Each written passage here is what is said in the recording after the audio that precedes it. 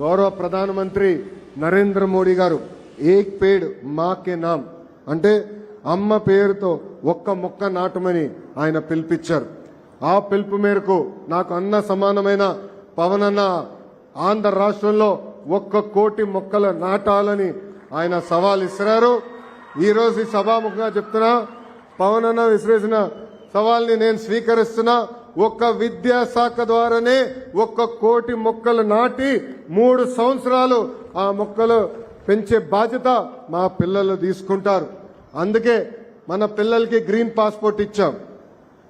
ఆ green passport లో ప్రతి సంవత్సరం మొక్క పెరిగిందా లేదా, 3 సంవత్సరాలు అయిన తర్వాత హెడ్ మాస్టర్ గారు ఆ గ్రీన్ పాస్పోర్ట్ లో సంతకం పెడతారు. ఎందుకంటే మన పిల్లలకు బాధ్యత పెరగాలి. మొక్క చూసుకుంటూ అనేది ఒక పవిత్రమైన బాధ్యత. ఆ బాధ్యత పెంచేదానికి ఈరోజు మన పిల్లలకి గ్రీన్ పాస్పోర్ట్ కూడా ఇస్తాం జరిగింది. ఇక్కడున్న పిల్లల్ని అందరినీ నేను కొన్ని విషయాలు చెప్పాలనుకున్నా. నా జీవిత ప్రయాణంలో నేను ఎన్నో నేర్చుకున్నా, మీతో పాలు పంచుకోవాలనుకుంటున్నా. మొదటిది, రోడ్ లెస్ ట్రావెల్డ్ పైన మనం నడక చేయాలి. అంటే అందరూ ఒక దారి వెళ్తే మనం ఇంకొక ప్రత్యేకమైన దారి మనం ఎంచుకోవాలి. దీనికి నేను రెండు ఉదాహరణలు ఇస్తాను నా జీవితంలో.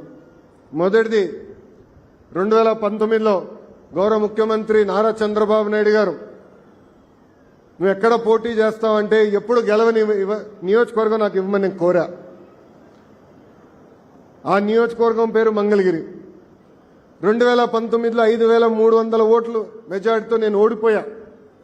ఓడిపోయిన రోజు నాలో బాధ ఆవేదన వచ్చింది.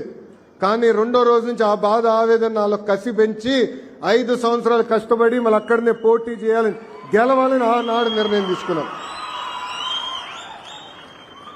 2024లో యావత్ ఆంధ్ర రాష్ట్ర చరిత్రలో ఎప్పుడు రాని విధంగా నాకు మెజారిటీ ఇచ్చారు మంగళగిరి ప్రజలు.